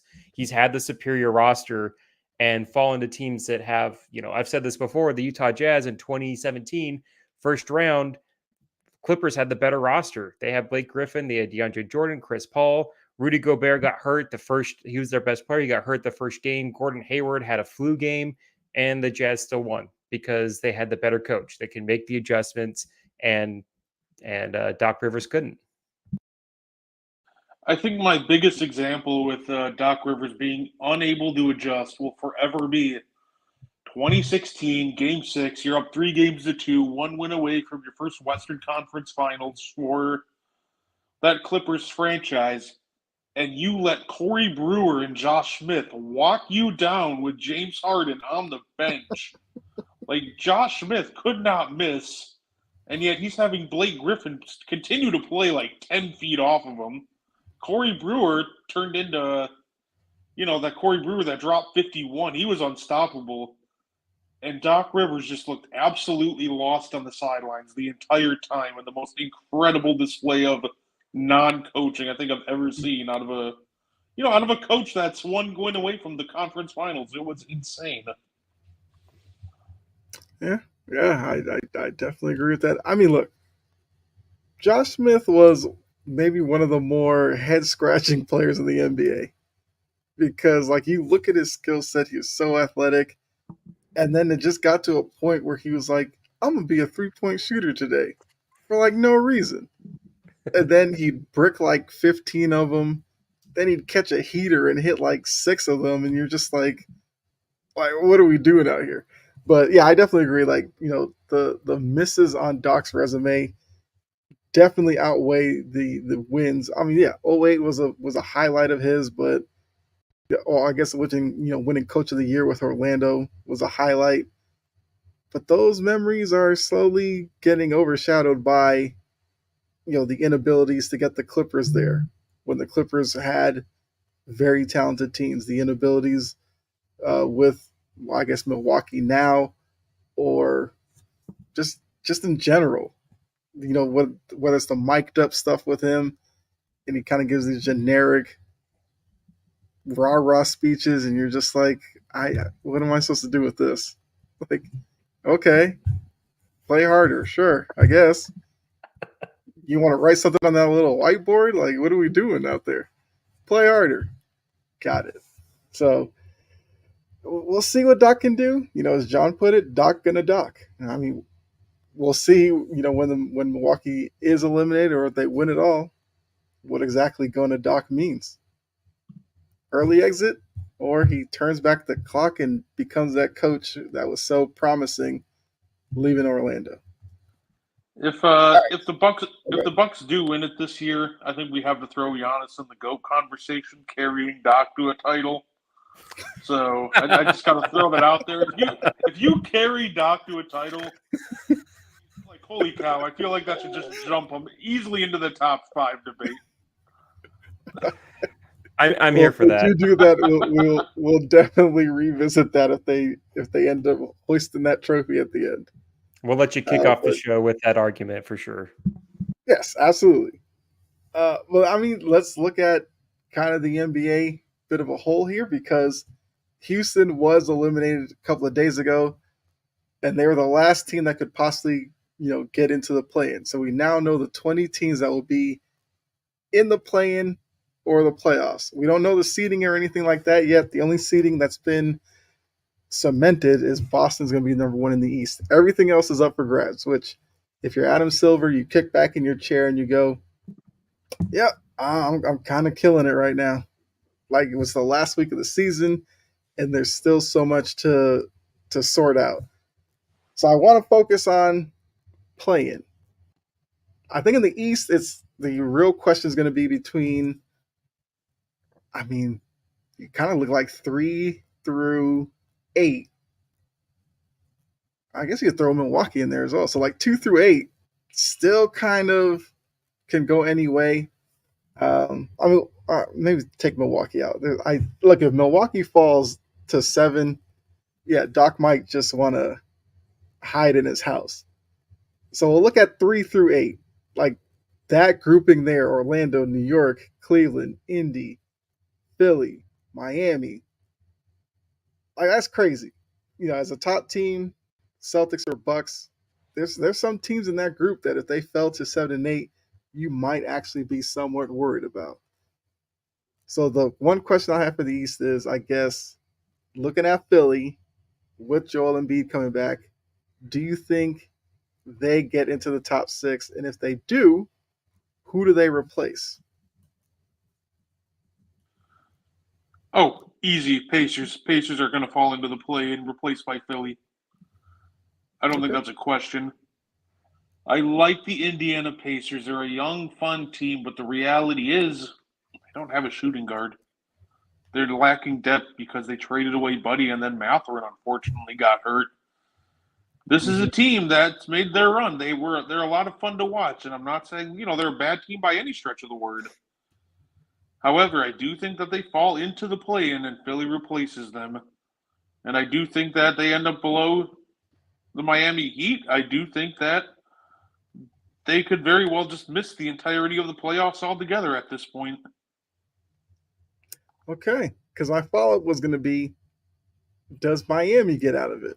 So you would have, I guess, Indiana 8, Miami 7, Philly 6, or do you think Philly and Miami could come out and 2 teams drop? from the top 6? I think it'll just be one. I think it'll be. Okay. I think Miami will stay in the play-in. I think Philly jumps up, and the Pacers join them in the play-in. So John throws out there that the Cavs could fall in. I mean, that's a decent point because I don't like what I've seen from the Cleveland Cavaliers. They haven't been a great team, but you just have to worry like how many games are left for Cleveland? Like 3? There's like 3 or 4 games left if I'm doing like my math right. Yeah, 3. I don't think they're gonna have enough chance to drop. I think I think Indiana goes to the play-in. I think Philadelphia goes to the 6th seed. And that's probably what's best for the league. I don't think we want to get into a situation where a healthy Philadelphia team is the 7 or 8 seed, and we get into a situation where you're Boston, you have this 60+ win season, and I'm not going to say that Philadelphia is going to beat Boston, but it's definitely going to be a tougher matchup than Chicago, Indiana, or Atlanta, or even Miami, because I have not been impressed with Miami this season. So Yeah. I think that's going to help save the league. Yeah, I agree with Brett though. I think Philly's going to be the 6th seed, Indiana drops to 7, and Miami stays at the 8th seed. I think that's where where the seeding's going to go, and I think that top 8 is going to be your 8 teams that we see. I don't think Chicago or Atlanta is going to win in the play-in tournament to get to the postseason. I honestly am hoping for that rematch. I really want Miami to get the 8th seed. Give me Miami and the Celtics right away, round 1. That would be a great time. I say bring it on. I want to send Miami out as soon as possible. This Miami team is not the same as last year. There's exactly. that fear that you have is just it's not there. And for people that are saying, "Oh, Miami will turn it on," no. If Miami could have turned it on, they would have turned it on. Like they don't want to be at the 8th seed. If they're conserving their energy, their goal is to be the 6th seed. You don't want to be in the play-in tournament. So I don't buy it. I will say that I'm refused to say Miami's cooked or they won't turn it on. Because as soon as we say that, like Hayward Highsmith is going to drop 24 a game on like 60% shooting from 3 out of nowhere, just catching 8 threes a game. The thing with Miami is you just never know. So I do want to agree with you so bad. It just seems every time I doubt this Miami team, they turn it on out of nowhere. Jimmy just turns into Superman. All the role players shoot like Duncan Robinson in the first round last year shot 75% from 3, and those weren't all open shots either. Like I want to say Miami's done. I really do. But I refuse at this point to count them out until they're eliminated. Good. I mean, like Jake said, I'm not bought into Miami. I know I've seen Celtics fans like weary of Miami. I say bring it on because for a top seeded team, I feel like if the Celtics saw Miami, they'd be locked in. Kind of like you said, Brett, about Milwaukee playing down to their talent. There is a worry, like if it was the Bulls or the Hawks somehow made it to the 8th seed, the Celtics might go at it like 75%, lose a couple of games, and then the series ends up longer than it needs to be. If they go out there for game 1 and you got Butler, Adebayo, and that crew, I think they mentally will stay within it and perform better. But I don't know. We'll see. So let's look at the West now. I mean, you're looking at the top spot. There's 3 teams fighting for that. You have the play-in, which, tonight you have Lakers, Warriors, which is going to be interesting because those are 2 teams that could face each other in the first play-in game. And who knows if the Warriors are able to jump them, they'll get it, at home as opposed to going to crypto.com. You have the Kings down there in the play-in right now, as well as the Pelicans. So the Pelicans are tied with the Suns, 46-32 record. Which one of them ends up in the play-in? Do you think the Pelicans finish with a better record or the Suns? Pelicans are going to end up in the play-in, is my assumption. I feel like Phoenix is this team where it's like I could see them in the Western Conference Finals. I could see them losing in round 1. If they ended up in the play-in tournament, I could see them not making the playoffs. Like they are this, they could be any which way of answers. And I just feel like with a couple of games left to go, Phoenix looks at it. They look at the talent that they have. They look at their limitations and they go, look, we don't want to go to a sudden death playoff. Let's just get to the playoffs. Everything starts fresh and we'll be fine there. So for me, I think the Pelicans are the last playing team or the first, the 7th seed. We'll put it that way, 7th seed. Okay. Brett? I will go with, I think that the Suns will hold on to that 6th seed. I think it'll be close. This is going to be an absolute war, but I'll stick the Suns at the 6th seed. The Suns team is absolutely a second round exit at best, with my prediction of them getting dog walked in the first round by OKC. Now, granted, I will say OKC might be the best matchup for them because maybe the inexperience gets OKC. Maybe they're jittery.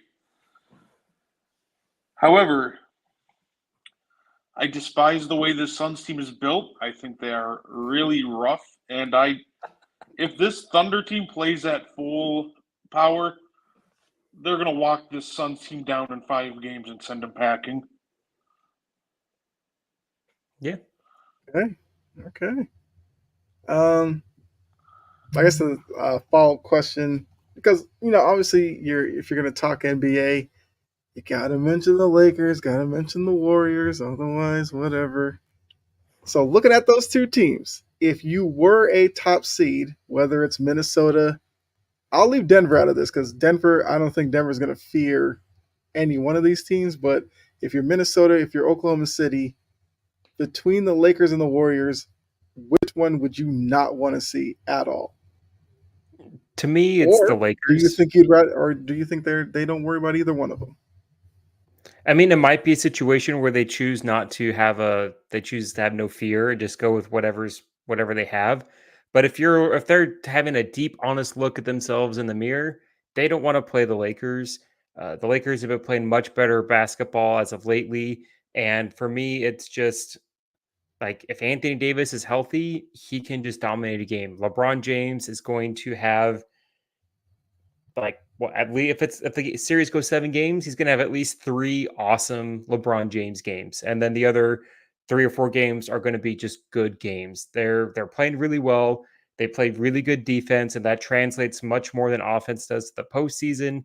And I think that the Warriors, look, I like the Warriors. I've said this so many times. It feels wrong when you don't pick Steph, you count them out. But this is kind of a down year for the Warriors. I will say this, though, before we move on. As far as the play-in goes, with Sacramento just free falling with the Monk injury, everything could be going into place for the Warriors to have like a good playoff run. Where let's say Sacramento falls to the 9th seed, Lakers go to the 8th seed. Warriors don't even have to play the Lakers. Like they play Sacramento, and the Warriors always beat Sacramento, so they get that bugaboo over. The Lakers beat the Pelicans in the first play-in game, so then it's Warriors Pelicans for the last playoff spot. That feels pretty good. You feel pretty confident with that as opposed to Warriors Lakers or Warriors Suns. So that could be going for them to make a good run to make that last 8 seed. But for me, I feel like the Lakers are just the better team and the team that's going to, even if I don't think either of these teams are going to win a first round series, but you could beat the Warriors in 4 games. I don't feel like you could beat the Lakers in 4 games unless it's Denver. Like Denver's just different. But the Lakers are going to be tough. It's going to be physical, and you're going to be tired. And that's going to take into effect in the next round of the playoffs. You're going to carry over that wear and tear. I mean, I definitely do, like that you pointed out the Kings since the Monk injury. Like, look, I liked what the Kings did last year. The whole light the beam stuff is fun and it's cool. But yeah, they definitely are missing Monk. So I mean, you are right. There is a weird scenario where we could just end up having the Lakers and Warriors as your 7 and 8. Which, if you're the NBA, you might be rooting for that. Oh, you want that so hard. Yeah. You want that so hard. And if you're Adam Silver, you're looking at this and you're like, see, this is why the play-in's great. We have like 3 or 4 games left for every team, and 20 teams, well, not 20, 19 teams are fighting for seeding because the teams that are eliminated are then Boston. Everyone else is fighting for something, And if this keeps your top teams at the chance to make it in, it's exactly what he wanted. Yeah, absolutely. And I say this every year. I really find it ironic. LeBron hated the play-in tournament. It has been his best path making the awesome. playoffs since he's been in LA. So it's just hilarious how that works. The irony is fantastic. Now, I still need Adam Silver to listen to my second part of this plan of the play-in tournament. Put these teams that are out of it in their own little tournament for top seeding in the draft, because I feel like that way you kind of throw some incentives out to them. Maybe you just do it as like, I don't know, your 11 seeds become like your number 1 seed facing off. I don't know. They could find a way around it, but I would love to see that. It'd be something that obviously was when they announce it, people will be like, oh, more boring. And then you start seeing the tournament, you're like, okay, I can get into this. Make these teams earn the number 1 pick. That way you can do away with the lottery ball and all the confusion with that and all the conspiracy theories when certain teams get it certain years. Make them sort it out on the court. I don't hate that idea, Kyle. I don't hate I need to see it fleshed out, kind of like with the plan, but I hear it, I'm like, I could see it for a year. I could see it and I could like it. I don't know, man. Pistons and Wizards fans would be in shambles because they wouldn't be good enough to compete, but they wouldn't be good enough to compete for the first pick either. So it's like, oh, we're just relegated to the number 6 overall pick for the rest of fucking time or freaking time. Sorry. I mean, that is true. You would definitely feel for the Pistons and the Warriors. Get good. Just get good. Yeah. Then again, if you're a Pistons fan, because I saw this what was it, a couple of years ago, they're going to go into the lottery thinking they're going to get the number 1 pick, and you just know there's going to be some random pull. They're going to get the 3rd pick, and Pistons fans are just going to lose it because they're going to be like, we're this bad. We lost 20-something games in a row, and you're going to tell me at the end of that we don't get the number 1 pick? They may just start boycotting. I don't know. Sucks to suck, doesn't it, Detroit? Right, because people are going to be like, well, the conspiracy theorist in me would be like, what if they just give it to the Spurs again? Give Wemby another great player to put more attention on him, help him out to be better next year. They'll just give it to them again. I don't know. Just make sure the Spurs get an early enough pick for their point guard of choice, and that's all good. They don't even need the number 1. Just the best point guard. Yep. Just get them Reed Shepard or Nikola Topic or Dillingham, and they'll be set. Yeah. Or maybe they just give it to Washington because it's Washington. Or what actually happens here is Detroit does get the first overall pick, and this is the worst draft since the 2000 draft. So they're like, we finally caught it, and this is the one year you don't want to really bank on having the number 1 overall pick. No, they're going to go full 2013. They're going to absolutely find some prospect out of nowhere, just like Anthony Bennett this draft.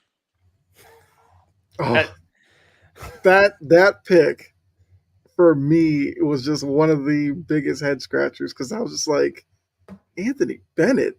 Yep. Because I saw a couple of games of him at UNLV, and I was like, why would you want that guy number 1? Yep. The best way to describe that draft is ESPN had coverage for it, and Bill Simmons, the famous Bill Simmons, is on the newsstand. He's there, and it gets announced, and there's a reaction, and he his hands go on the desk flat, and his eyes just bulge out of his head like a cartoon character, just what? He was so dumbfounded at the pick, and I can't find that. I can't find that GIF. I can't find that reaction, but I know it's there, and it's the best way. Yeah. It's just the Cavs screwed up if the guy reacts that way on national TV, where you try and not throw teams under the bus for making a bad decision, and he just couldn't help himself in the moment. Yeah. All right. So we'll go to the fun trivia part. I mean, unless you guys have anything else to add to the standings, if there's any other teams you want to talk about. I want to shout out my boy John Suggs in the comments for mentioning the Magic again. And if the Bucks don't win, go Magic. I'm rooting for them to go all the way if the Bucks can. Yeah, mean, look, you two have been on Orlando from very early on, so yes, definitely take that victory lap.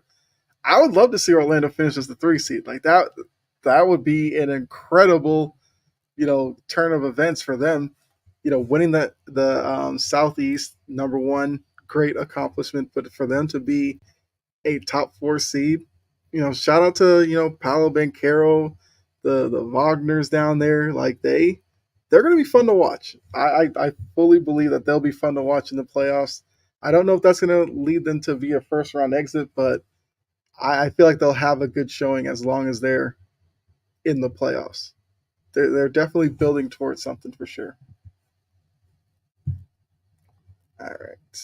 So my original plan was to do categories, but with Brett being on location, you usually have to write down your answers for that. So I'm gonna go ahead and go to plan B, which I'll pull up here shortly. So in the meantime, talk about WrestleMania actually, because Brett, you witnessed it. Yeah, dude. Like, How was yeah, WrestleMania? how was the atmosphere? Like, Like, how was everything? Give us your review. Give us everything. While I Oh, pull up the trivia. WrestleMania was absolutely electric. I could not have picked a better WrestleMania to be a part of. It was so much fun. The crowd was amazing. I know over TV it sounded really dead, but when you were there I did live, see they that. were, A yeah, lot of people weren't like, liking the Philly crowd. yeah, no, in the stadium, it was loud. They were popping for like everything. And Mm-hmm. overall, it was just a really good WrestleMania. Was it perfect? No, there was some rough, not great matches. I didn't really like the Jimmy and Jey Uso match, but overall, like they nailed all the big moments. Cody finishing the story, I think, was done to perfection. Same with that Bloodline versus Cody and Seth in the night one. Mm-hmm. Overall, I think this WrestleMania, and this could be a little biased to me because this is my first one live, so I might be a little higher on it than most. But I think this WrestleMania overall it was really well done. They hit all the notes they're supposed to. They hit on all the big stories. And overall, I think it's going to go down eventually as just one of the best WrestleManias of all time. that's not an overstatement, Brett. Like I'll admit, I'm a lapsed WWE fan. I haven't watched the product closely, like watch it since 2021. I know what's going on in it, but I haven't watched it for a few years. Um, and like WrestleMania kind of brought me back into it. I wanted to see if Cody could actually finish his story. And truth be told, I've never been a Roman Reigns fan. I didn't like him. I started watching wrestling again as he got his push after the Shield broke up, and just never bought into the character. So I got kind of turned off on a 3-year title run. So seeing that kind of change was a big deal. But like it's a big deal for WWE because everything kind of changed. There were so many title changes, so many stories ended, and so many loose ends that kind of had some remnants of Vince McMahon's booking or redacted's booking because you don't even say his name anymore on TV. Like all of his booking is gone. It's all Triple H. It's all Paul Levesque, and they made it very clear that it's the Paul Levesque era. Which I don't know how much I like the actual saying of calling it an era when it's like day one of it, but I get what they're trying to do and bringing fans back into it. And so now I'm going to try getting back into WWE, watching on a weekly basis because everything seems fresh and exciting. And WrestleMania seemed great. Like, were you there for both nights? For both Yeah. night 1 and 2? Like, it was awesome. Like, I watched it, and if it's a Monday Night Raw and the main event is overbooked, like the main event for WrestleMania Night 2 was, I might be a little turned off because when it gets overbooked, you're just like kind of roll your eyes. But with WrestleMania, and with that storyline, it's going to be overbooked. And so when John Cena's music hit, like I was like, okay, this is really freaking cool. The Shield music hits. I know John Moxley's not coming down there. I know it's going to be Seth. That's really cool. The Undertaker dong is one of the coolest sound effects in the history of wrestling. That was really cool. Like all of it was just cool. Like it was overbooked. It was silly, but it was still told a great story. So And I'm, the I'm best glad you're able to be there. Oh yeah, no, for sure. And at the end of the day, with them overbooking the match, they overbooked it in a 5-minute span. So it That's a wasn't good just point. like throughout the night. It was just okay. Here's 5 minutes. Everything's gonna happen. Here's all of your surprises and interferences. I really like that. I really like how it wasn't just throughout the whole match. It's just here's 5 minutes. Here's everybody. Yep. So Yep. And it made overall, sense. Yeah, I'll say real quick, and it made sense of the run-ins. Like Undertaker was there because Roman Reigns, beat him in WrestleMania, took over as the Yard, and John Cena couldn't beat Roman Reigns, and Seth Rollins and Roman Reigns have all this history. All those run-ins for the overbooking made sense. It wasn't just, oh, we're going to have someone come out here and it's going to be cool for a cheap pop. It made sense for the long story that they've been telling too. Yeah, I know a lot of people wanted Stone Cold. It's like, well, he has no connection to this story whatsoever. So honestly, at the end of the day, The Undertaker made a ton more sense coming out there than Stone Cold.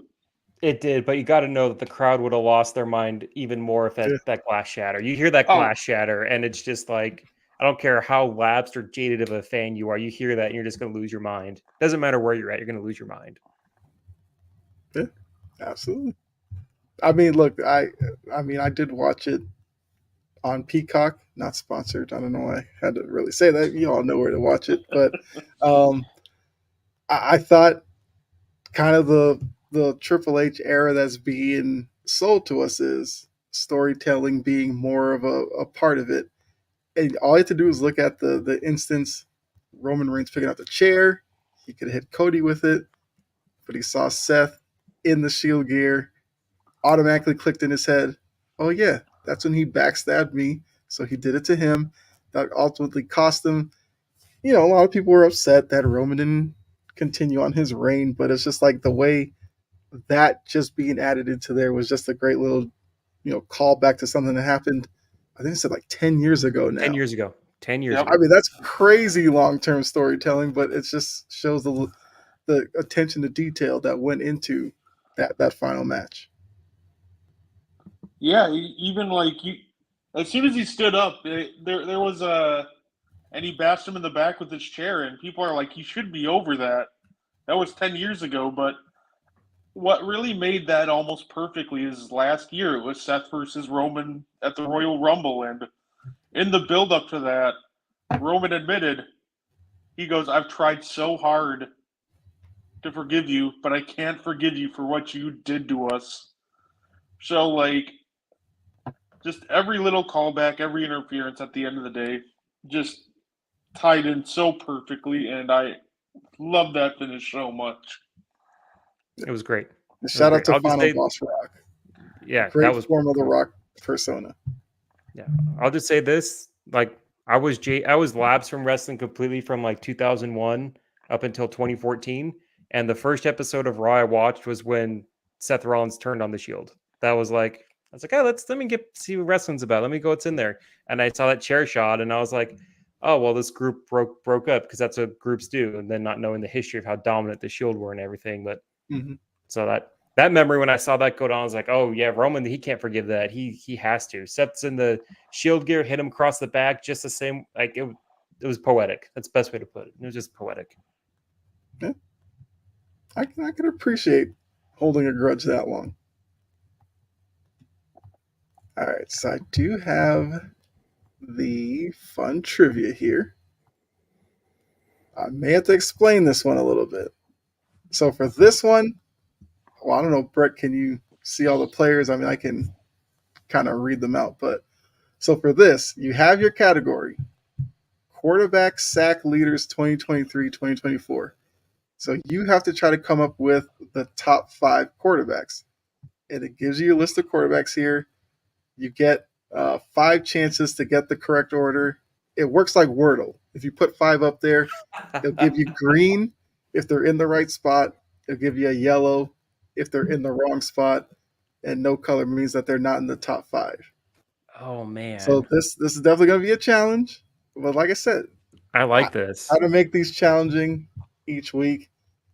So I guess if you're not watching, I will read out the quarterback names really quickly. So once again, looking for top 5 quarterback sack leaders. So someone's taking the most sacks.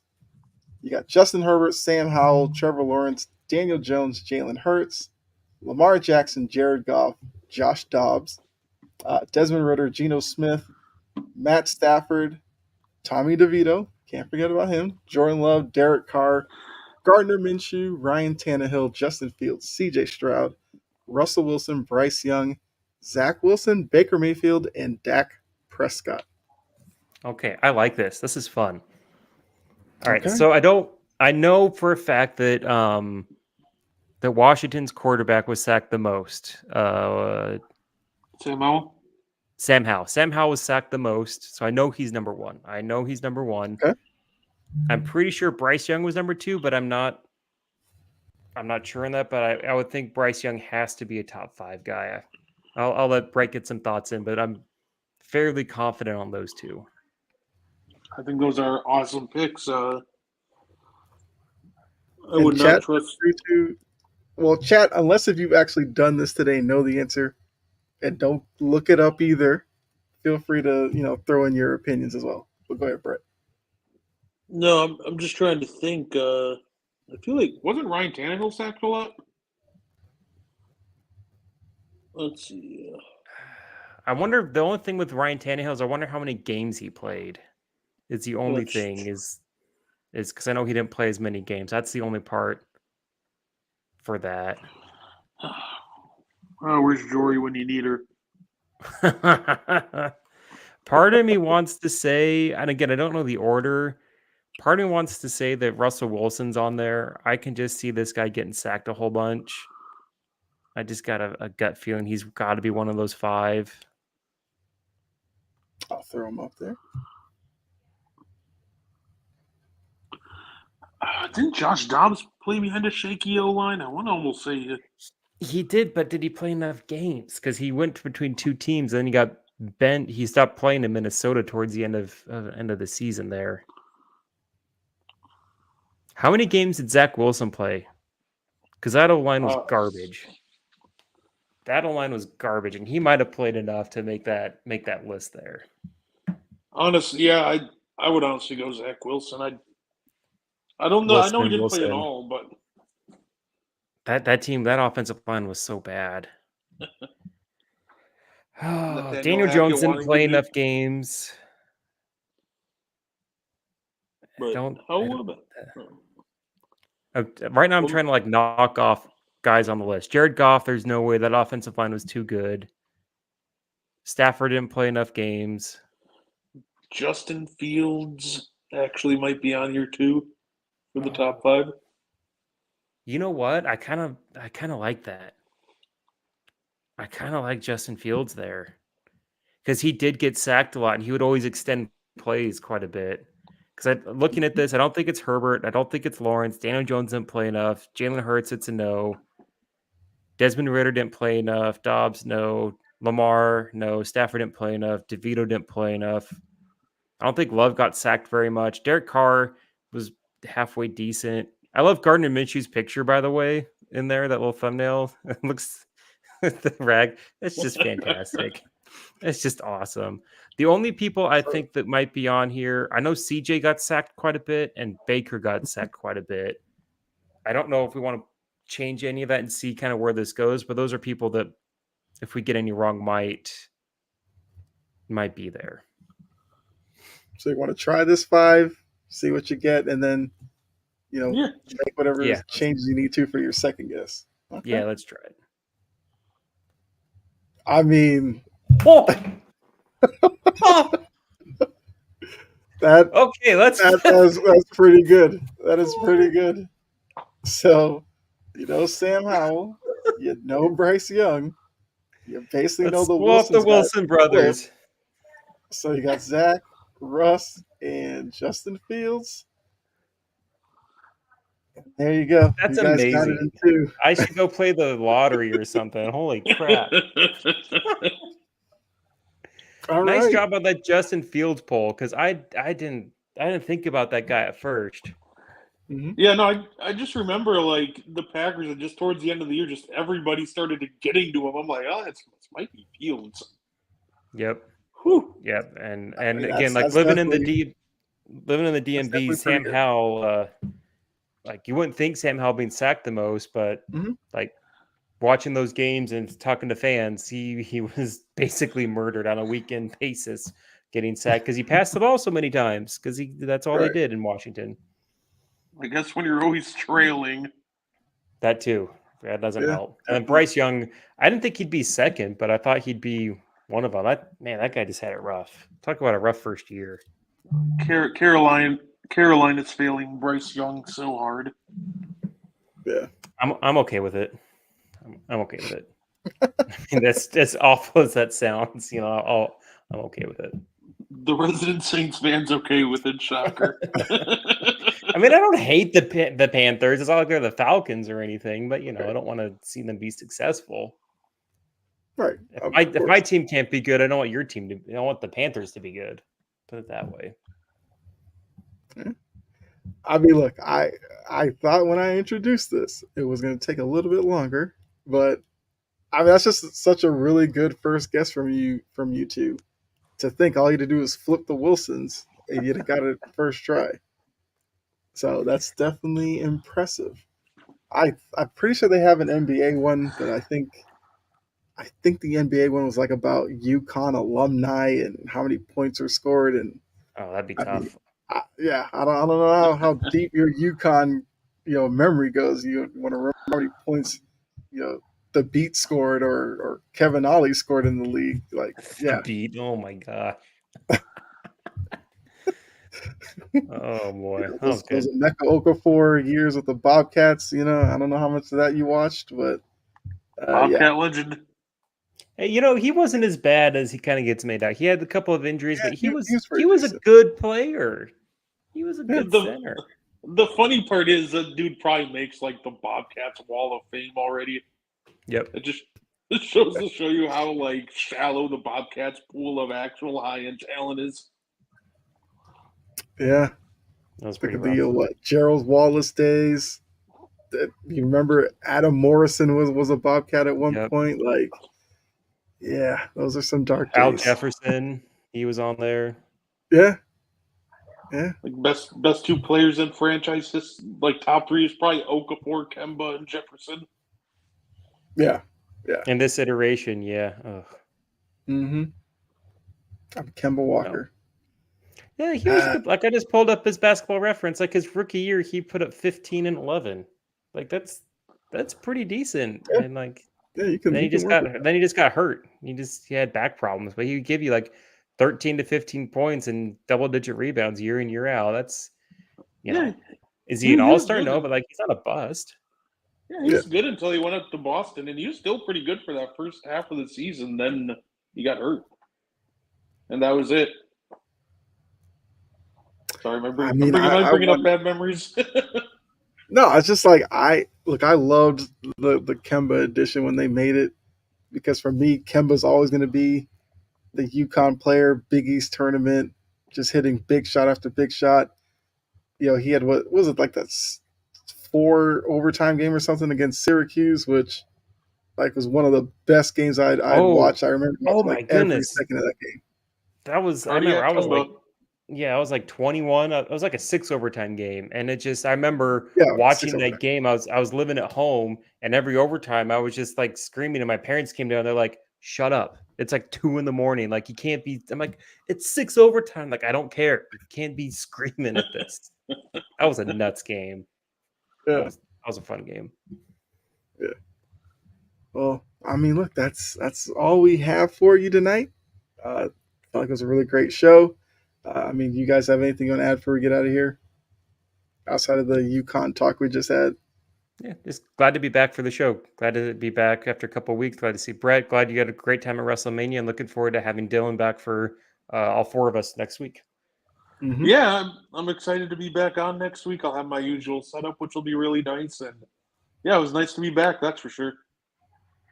All right. So, those of you, we did talk about WrestleMania here really quickly, but make sure you tune in after us. Got a Line in the Sand tonight, where they'll definitely deep dive into it, because I know Key was at WrestleMania as well, so you'll get kind of her perspective of it. Although I will say, I thought it was hilarious that she kept talking about that light that was kind of just obstructing her view. Dude, they started really loud to turn the light off chants. That was actually really funny. Yeah. Apparently apparently you could hear it on TV at times too. So I'm sure we'll probably get some more experience with that. But they'll get you caught up on everything from nights 1 and 2, the Raw after WrestleMania. Ilya Dragunov making an appearance was pretty cool. Jade Cargill. If you don't know who Jade Cargill is, learn the name. She's promise good. me. She's good. Yes. She's definitely destined to be a big star. So they'll get you caught up with everything wrestling wise. They go on at 9:30, so you have a little bit of time before they come on. But like you guys said, hopefully Dylan's back next week. We have a full show. We'll have some more topics to talk about. By then, we'll talk about. I guess the plane will be set. We'll kind of look at matchups. We'll see how that's going to go. We'll look at the top 6 as well. See what series will intrigue us. Make some Okay. predictions and everything like that. We'll also WNBA draft is next week too. Yes, WNBA draft is Monday, so we'll definitely have that to talk about as well. We'll be another week closer to the draft, so we might get some news on what some teams might be thinking. We'll definitely talk about that as well. And if anything else breaks in the sports world, we'll talk about that next week. But make sure you guys are back here next Tuesday, 7:00, for another edition of the On the Ball podcast. So for myself, Jake, Brett, and Dylan in his absence, appreciate you tuning in. Enjoy the rest of your night, and we'll see you next week. We are out of here.